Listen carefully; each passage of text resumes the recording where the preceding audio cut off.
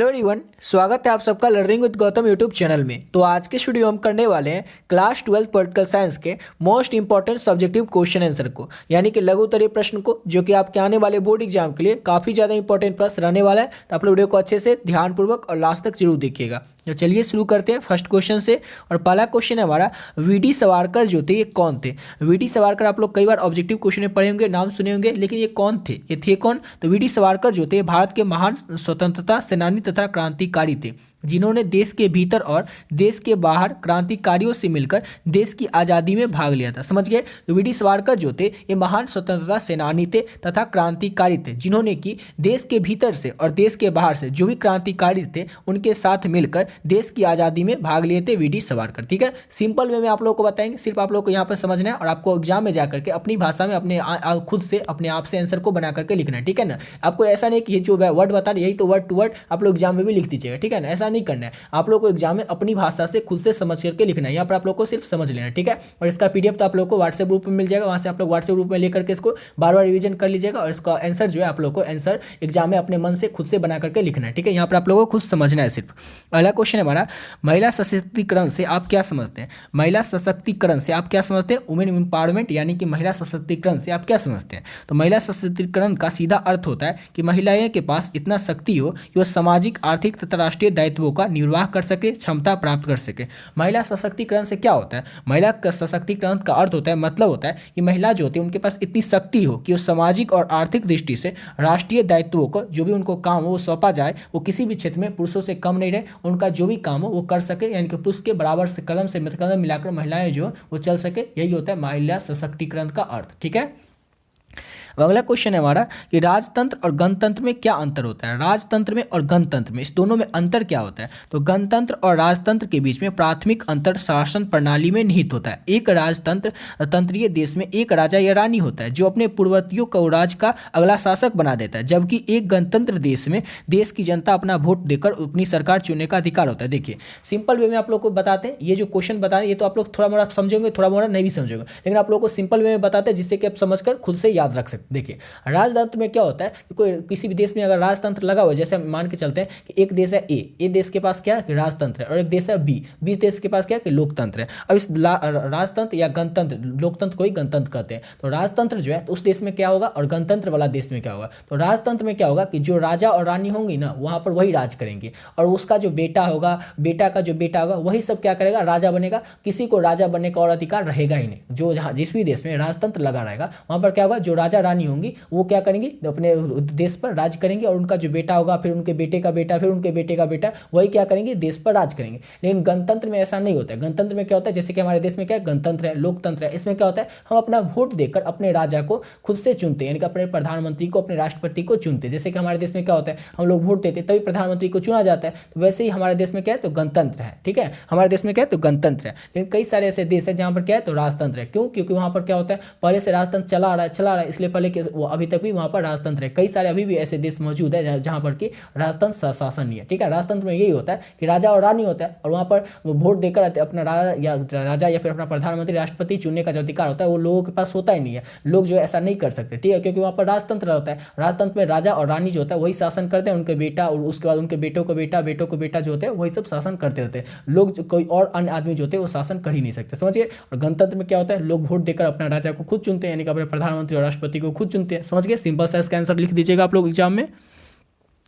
अब अगला क्वेश्चन है कि भारत के जो प्रधानमंत्री है उनकी कौन सी दो शक्तियां हैं, उनका वर्णन करें। तो भारत के प्रधानमंत्री के कार्य और शक्तियों का वर्णन इस तरह से है, मंत्रिमंडल की बैठक की अध्यक्षता करते हैं और उसमें लिए गए निर्णयों को बदल सकते। देखिए प्रधानमंत्री के कार्य और शक्ति का वर्णन करना था, तो प्रधानमंत्री का काम क्या होता है कि मंत्रिमंडल जो होता है उसकी बैठक जो होता है उसकी अध्यक्षता कौन करते हैं, तो प्रधानमंत्री मंत्रिमंडल के बैठक की अध्यक्षता करते हैं, और उसमें लिए गए जो भी निर्णय होते हैं ना उसको बदल भी सकते हैं। ऐसा नहीं कि कोई निर्णय लिया गया हुआ तो प्रधानमंत्री के सहमति से नहीं लिया गया होगा। कोई भी निर्णय लिया जाता है तो प्रधानमंत्री के सहमति से, मंत्रिमंडल की बैठक में प्रधानमंत्री की सहमति से निर्णय को लिया जाता है, और प्रधानमंत्री जो है ये मंत्रिमंडल की बैठक की अध्यक्षता भी प्रधानमंत्री करते हैं। और दूसरा शक्ति क्या है, तो मंत्रिमंडल में मंत्रियों के कामकाज को नियंत्रित और निर्देशित भी करते हैं। अब मंत्रिमंडल में जो भी मंत्री रहते हैं उनके कामकाज को निर्देशित, यानी कि काम ठीक से हो रहा है कि नहीं, यानी काम को देखने की जिम्मेदारी किसकी है। कोई भी काम हो रहा है मंत्रिमंडल की बैठक में, उसको काम को निर्देशित और नियंत्रित करने का जो काम रहता है ये भी किसका रहता है, तो प्रधानमंत्री का ही रहता है।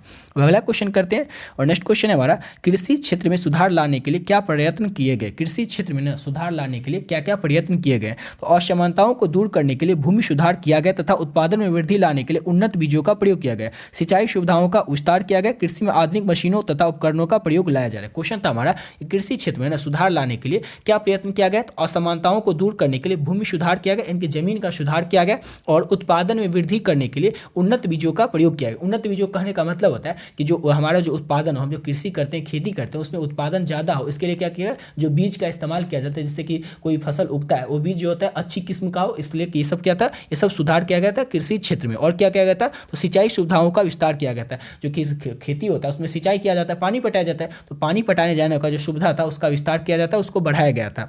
कृषि में आधुनिक मशीनों तथा उपकरणों को प्रयोग में लाया गया था। कृषि क्षेत्र में सुधार करने के लिए और क्या किया गया था, तो कृषि क्षेत्र में सुधार लाने के लिए आधुनिक मशीन का प्रयोग और उपकरण का प्रयोग किया गया था ताकि कृषि क्षेत्र में सुधार आ सके। ठीक है, ये सब आप लोग लिख दीजिएगा, यहाँ पर आप लोगों को सिर्फ समझना है।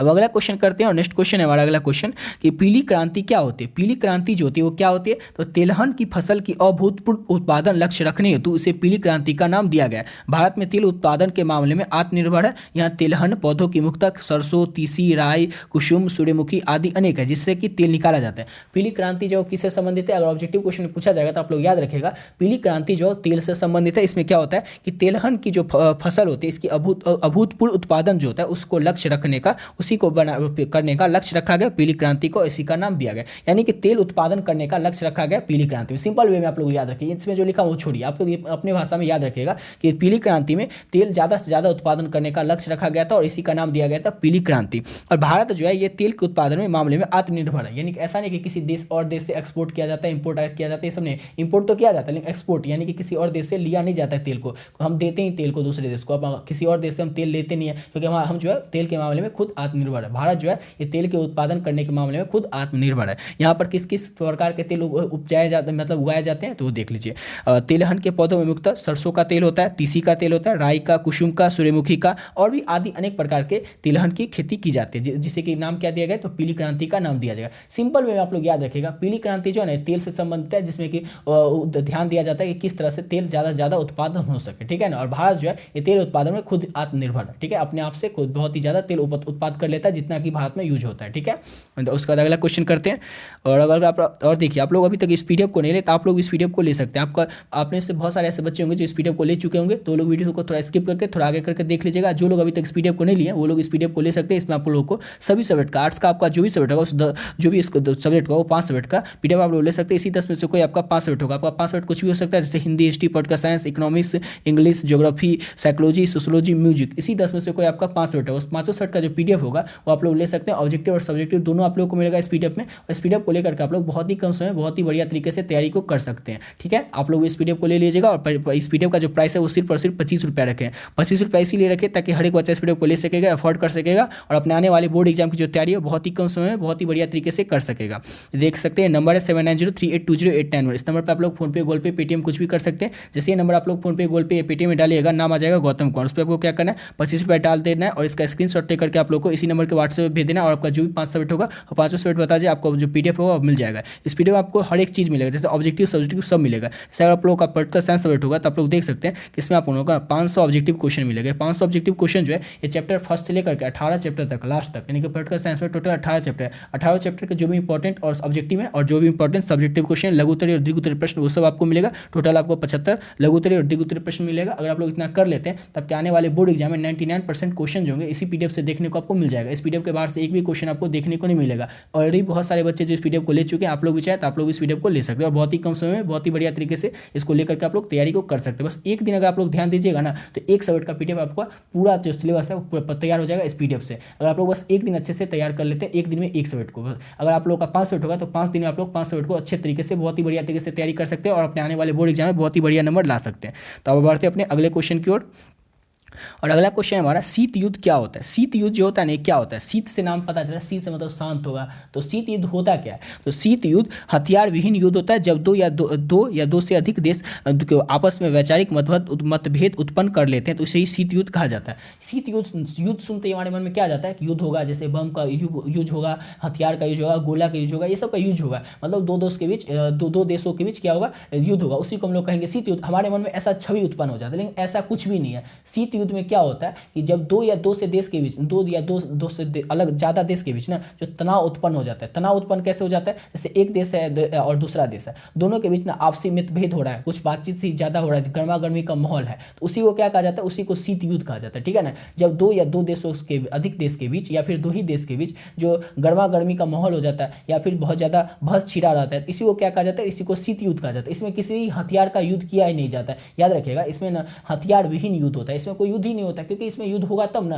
बस दो देशों के बीच जो माहौल गर्म हो जाता है, इसमें क्या हो जाता है, आपसी मतभेद हो जाते हैं, यानी कि कोई एक दूसरा देश है उसका कुछ और मन है, तो दूसरा देश जैसे भारत है उसका कुछ और मन है, पाकिस्तान का कुछ और मन है, तो क्या हो जाता है, ये सब शीत युद्ध हो जाता है, समझ गए ना। यानी कि ऐसा कोई समय आता है जिस समय कि दो से अधिक देशों के बीच आपसी मतभेद हो जाता है, तो उसी को क्या कहा जाता है, उसी को हम लोग शीत युद्ध कहते हैं। अब अगला क्वेश्चन करते हैं, और अगला क्वेश्चन हमारा संयुक्त राष्ट्र संघ के प्रधान अंग बताइए। संयुक्त राष्ट्र संघ उसके प्रधान अंग कौन कौन से, ये आपको बताने, तो मेन ऑर्गन्स ऑफ यूएन, यानी कि संयुक्त राष्ट्र के प्रधान अंग है संयुक्त राष्ट्र महासभा, संयुक्त सुरक्षा परिषद, आर्थिक व सामाजिक परिषद, न्यायिक परिषद और अंतर्राष्ट्रीय न्यायालय और सचिवालय। ये क्या है, तो ये संयुक्त राष्ट्र संघ के प्रधान अंग है। इस पांचों को आप लोग, छह को आप लोग अच्छे तरीके से याद रखिएगा, बहुत ज़्यादा इंपॉर्टेंट क्वेश्चन है, इसको अच्छे से तरीके से याद ही रखिएगा। अगला क्वेश्चन है ग्राम पंचायत के कार्यों का वर्णन करें। ग्राम पंचायत जो होते हैं उनका क्या काम होता है, उसके कार्यों का वर्णन करना है। तो पंचायत क्षेत्र के विकास के लिए वार्षिक योजना तथा वार्षिक बजट तैयार करना, ये किसका काम है, तो ग्राम पंचायत का काम है। ये पूरे पंचायत में, जैसे आप लोग जिस भी पंचायत में होंगे उस पूरे पंचायत का कितना बजट होगा, पूरे साल में क्या क्या खर्च होगा, क्या क्या योजना बनाया जाएगा, ये सब तैयार कौन करता है, तो पंचायत का ही काम होता है, ग्राम पंचायत का ये काम होता है। और काम क्या होता है, तो प्राकृतिक विपदा में सहायता करने का काम करना। जो कोई प्राकृतिक विपदा आती है, जैसे बाढ़ आ जाता है, कोई सुनामी आ जाता है, तो इस सब में राहत का जो काम करने का काम होता है वो किसका होता है, तो ग्राम पंचायत का ही होता है। और सार्वजनिक संपत्ति से अतिक्रमण हटाना, अब कोई सरकारी चीज है, सरकारी जगह पर कोई जगह कब्जा कर लेता है, इसको अतिक्रमण कहा जाता है, और इसी पर से हटाना, किसी का कब्जा जो होता है उसको हटवाना, ये सब किसका काम रहता है, तो ये सब ग्राम पंचायत का ही काम रहता है। ठीक है, यहाँ पर आप लोगों को क्या करना है, सिर्फ समझ लेना है, और इसका आंसर जो है आपको एग्जाम में अपने मन से खुद से बना करके लिखना है। अब अगला क्वेश्चन करते हैं, नेक्स्ट क्वेश्चन हमारा द्वीप राष्ट्र सिद्धांत क्या है। द्वीप राष्ट्र सिद्धांत जो होता है वो क्या होता है, तो शीत युद्ध के समय 1945 से 1951 में दो अलग अलग गुटों में विश्व विभक्त हो गया था, यानी कि विश्व जो होता है पूरा वर्ल्ड जो था ये दो गुटों में विभक्त हो गया था, बट गया था शीत युद्ध के समय 1945 से 1991 के बीच।